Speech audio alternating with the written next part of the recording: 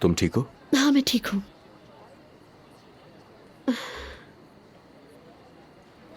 तुम्हें पता है, बाबा और मैं जब भी काम के सिलसिले में यहां पर आया करते थे तो वापस जाने से पहले यहां पर जरूर आया करते थे, चाय के लिए। उन्हें यहां की चाय बहुत ज्यादा पसंद थी। तुम बहुत खुशकिस्मत थे।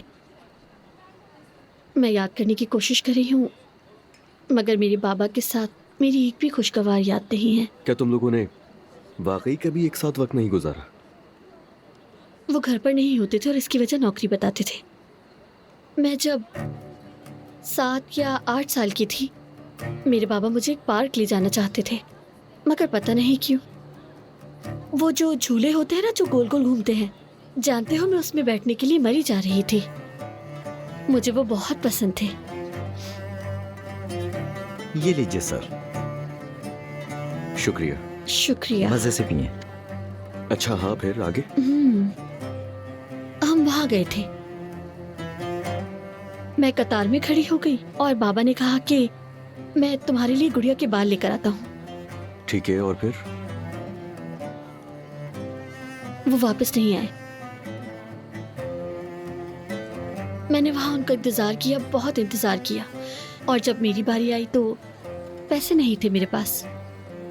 फिर मैं जब उन्हें ढूंढने गई तो मैंने देखा कि वो वहां किसी औरत से छुपकर मिल रहे थे।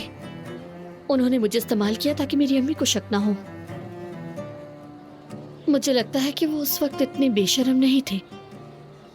जब उन्होंने मुझे देखा तो फौरन मेरी तरफ दौड़े चले आए। क्या कहा? तुम झूले पर क्यों नहीं बैठी? मैंने कहा मुझे नहीं बैठना, मैं डरी हुई थी काफी। और वो मुझसे फिर बहुत नाराज हुए।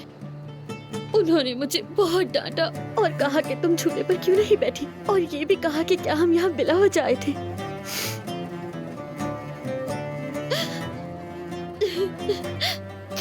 और उस दिन के बाद से उन्होंने कभी मुझे दोबारा पार्क ले जाने की जहमत नहीं की, क्योंकि मैं डर जाती थी।